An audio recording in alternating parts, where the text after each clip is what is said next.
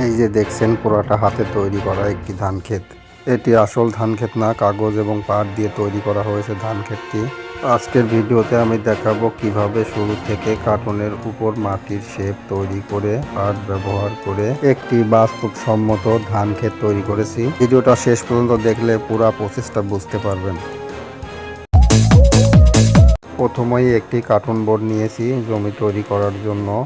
এই কার্টুন বোর্ডের উপর মাটির শেপ আনার জন্য ব্রাউন কালার, হলুদ কালার এবং ব্ল্যাক কালার মিক্স করে এভাবে রং করা হয়েছে যাতে ন্যাচারাল লাগে। এক কালার দিলে পরে ন্যাচারাল লাগবে না, এজন্য এই রঙগুলো মিক্স করে কালার করা হচ্ছে। এখন আসি ধান গাছের কাজে। আমি পাট ব্যবহার করেছি কারণ পাটের স্ট্রাকচার ধান গাছের সাথে সম্পূর্ণভাবে মিলে যায়। ধান গাছের ন্যাচারাল লুক আনার জন্য পাটে সবুজ কালারের রং করে দেওয়া হচ্ছে। এবার গোড়ার অংশে এভাবে বেঁধে নিতে হবে। রং করা কার্টুনে এবার line by line rule pencil দিয়ে দাগ টেনে নেওয়া হয়েছে ধানের সারি বসানোর জন্য। এবার ধান গাছটা ন্যাচারাল লাগার জন্য হলুদ কালার এবং সবুজ কালার মিক্স করে কালার করতে হবে। ধানের মাথার অংশে হালকা একটি করে টান দিতে হবে।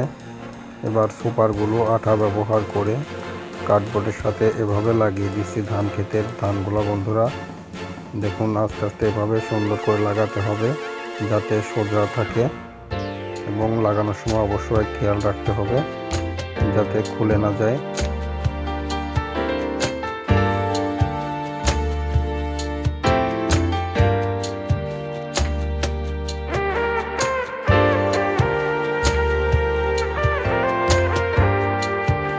বন্ধুরা ধানগুলো লাগানোর সময় অবশ্যই খেয়াল রাখবেন প্রত্যেকটা ধান যেন একরকম না হয়, ন্যাচারাল ফিল। কারণ প্রকৃতিতে ধান সবগুলা একরকম হয় না, বিভিন্ন স্টাইলের হয়। এগুলা মাথায় রেখে লাগাতে হবে আর কি।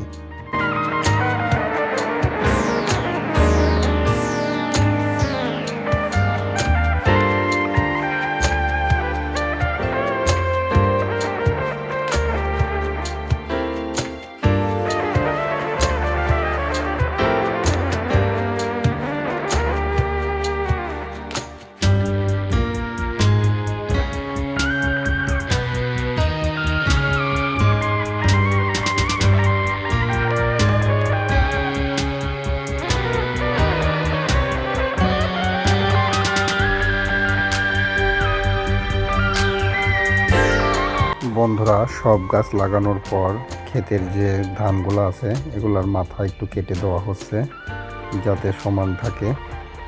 এবার ক্ষেতের ভিতরে ন্যাচারাল লুক আনার জন্য রং করব। এজন্য গ্রিন এবং ব্রাউন রং মিশিয়ে ধানের গোড়াতে রং করা দেওয়া হচ্ছে ন্যাচারাল ফিল আনার জন্য।